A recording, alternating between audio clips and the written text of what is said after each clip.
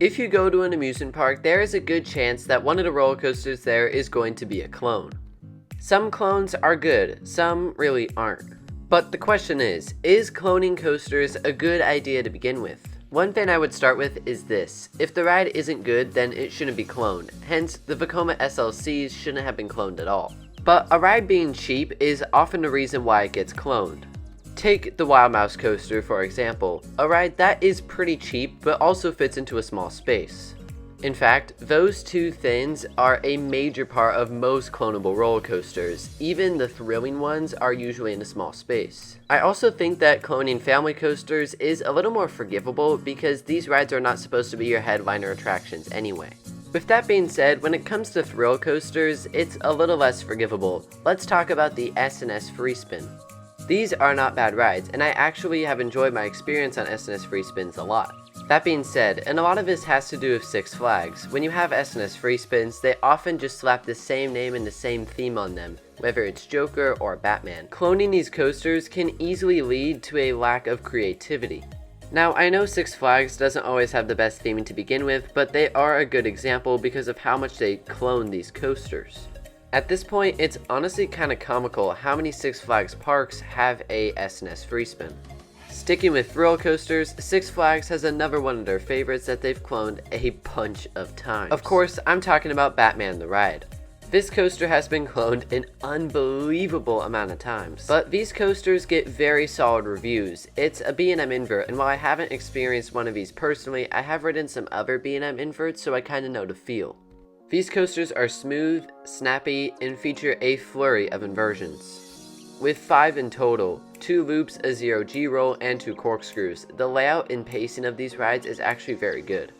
This is a situation where people aren't necessarily complaining that there are so many of these Batman the Ride clones, but like the S&S Free Spin, it's just kinda comical how many of them there are. In general, I'm definitely more okay when it comes to clone coasters if the rides are good. I know that's kind of subjective, but I think most people would agree that a B&M invert is significantly better than an S&S Free Spin. Even though Batman the Ride is a solid experience, there is one major problem, and that is the consistent theme across all of these roller coasters. I think it would be one thing if each of these clones had a different name and different theme, but no, they all have the same name and the same theme pretty much. Take the Premier Ride Skyrocket 2 coasters in America. You have Superman Ultimate Flight, Electric Eel, Phobia Fear Coaster, Tempesto, and Tigress. I know a lot of those rides are at different chains. There are 2 chains and 1 independent park represented in those 5 coasters. But even SeaWorld, having 3 of those coasters, did a good job not to use the same theme twice. When you do this, it's A, easier to keep track of the rides, and B, sets them apart. This can help even when talking about kiddie coasters. Instead of having all your kiddie coasters be named Roadrunner or Lucy's Krabby Cabbies, you can set them apart with different names and different themes, like Disney did with Chip 'n Dale's Gadget Coaster in Toontown and Barnstormer at Magic Kingdom. All that to say, if you're going to clone a ride, then at least make them stand out from each other in some way. Ultimately, parks add clonable coasters for a couple reasons. One, and as I mentioned earlier, probably the main one, the cost factor. When a ride has already been designed, engineered, and built, it's a lot easier and more cost-effective for that park. Then, as I mentioned earlier, it fits into a small space, as most of these coasters do. And also, I'm sure they're looking at how much profit that park before them made and if it's a good investment.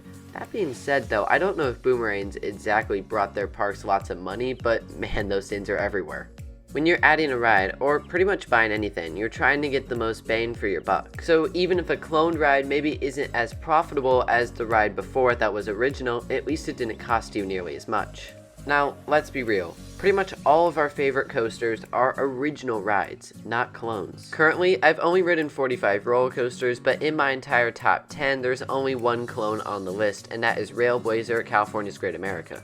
Railblazer is an exceptional coaster, but there's only 2 other clones of it in the world, so even that, there aren't too many clones there. Railblazer serves as an exception to the rule, a clone that is actually really darn good. With that being said, I think a lot of people would debate that those RMC Raptors are the best clones out there, and Railblazer is a very good ride. But overall, I would say original coasters are better. This isn't necessarily a knock on clone coasters, but when you go to a park and ride all the attractions, typically your more memorable impressions are the ones that can only be found at that park. But should amusement parks still add coasters that have already been done before? How's this for an answer? It depends. Obviously, if your budget says you have no other choice, then that's the choice you're going to have to make. But if you have the choice, 9 times out of 10, go with an original ride. There are very few instances where a cloned ride has put a park on a map. It's original rides, original coasters that do that. So to sum it up, are clone coasters bad? Not necessarily. But are they the best option? Probably not.